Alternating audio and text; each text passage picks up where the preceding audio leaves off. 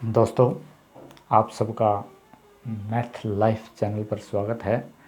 आज हम आपके पास कक्षा 9वीं का एक्सरसाइज 3.1 यानी कि प्रश्नावली 3.1 लेकर उपस्थित हुए हैं। आज हम 3.1 जो कि निर्देशांक ज्यामिति के अंतर्गत आती है। अब निर्देशांक ज्यामिति का जो बेसिक है वो हमने पिछले वीडियो में बता दिया आपको। आज हम सीधे प्रश्नों पर आते हैं कि प्रश्नावली में जो सवाल दिए हुए हैं वो क्या दिए हुए हैं। अब जो पहला सवाल है, क्वेश्चन फर्स्ट, एक अन्य व्यक्ति को आप अपने अध्ययन मेज पर रखे टेबल लैंप की स्थिति किस तरह बताएंगे। कि आपका जो अध्ययन मेज है या जो अध्ययन टेबल है उस पर एक टेबल लैंप पर रखा हुआ है, उसकी स्थिति आप कैसे बताएंगे। तो हम क्या करेंगे, सबसे पहले एक रेखा ले लेंगे, एक्स अक्ष रेखा ले लेंगे, क्षैतिज रेखा ले लेंगे एक्स अक्ष, और एक रेखा ले लेंगे ऊर्ध्वाधर रेखा वाई अक्ष। दोनों रेखाएं जो हैं एक दूसरे को बिंदु O पर काटती हैं, जो कि एक दूसरे को लंबवत काटती हैं।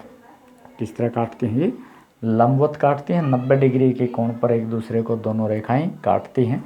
अब आपने क्या करना है, एक्स अक्ष पर ये जो एक्स अक्ष है समान लंबाई के पॉइंट्स ले लेंगे हम यहाँ पे 1 2 3 4 5 इस तरह से 30 तक हम यहाँ पे ले लेंगे। इनके बीच की दूरी समान होनी चाहिए। अब वाई अक्ष पर भी हम समान लंबाई के पॉइंट लेंगे, इनके बीच की दूरी भी समान हम लेंगे। मान लिया हमने यहाँ पे एक्स अक्ष पे 30 सेंटीमीटर ले लिया, तो यहाँ से 30 जो है ये पॉइंट आ गया आपका। अब इधर वाई अक्ष पे हमने 20 सेंटीमीटर ले लिया। मान लिया जो टेबल लैंप है वो वाई अक्ष से 20 सेंटीमीटर की दूरी पर रखा हुआ है, 20 इकाई की दूरी पर। तो वाई अक्ष से 20 की दोनों जो पॉइंट हैं एक दूसरे को इस जगह पे काटेंगे, यानी कि x 30 यहाँ पे है और y 20 यहाँ पे है। तो मान लीजिए ये पॉइंट P है।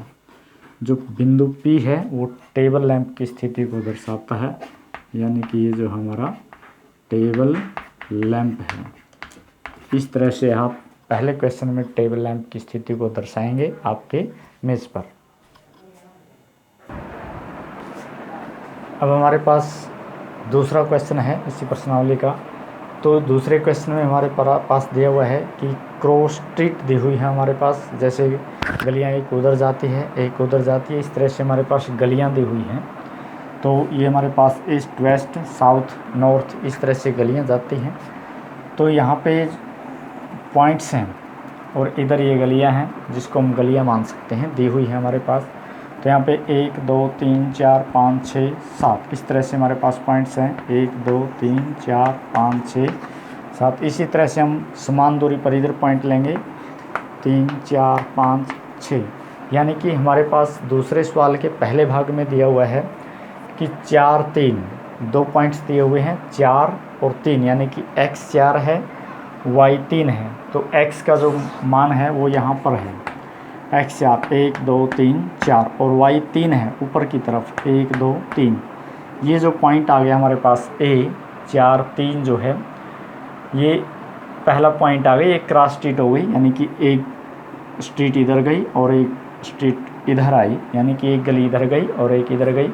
दोनों यहाँ पे एक चौराहा बनाती हैं। तो कितने चौराहे बन गए यहाँ पे? तो चौराहा तो एक ही बना है, यानी कि क्रॉस जो है दोनों गलियाँ एक जगह पे कर रही हैं, तो एक क्रॉस स्ट्रीट बना हमारे पास।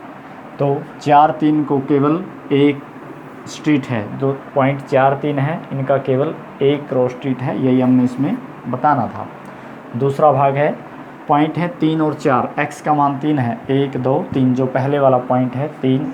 अब इसके बाद y 4 है 1 2 3 4। तो ये पॉइंट पे कट करती हैं। यहाँ पे कितने चौराहे हैं?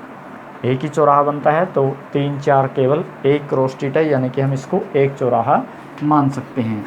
तो दोनों गलियां जो हैं एक क्रॉस स्ट्रीट बनाती हैं।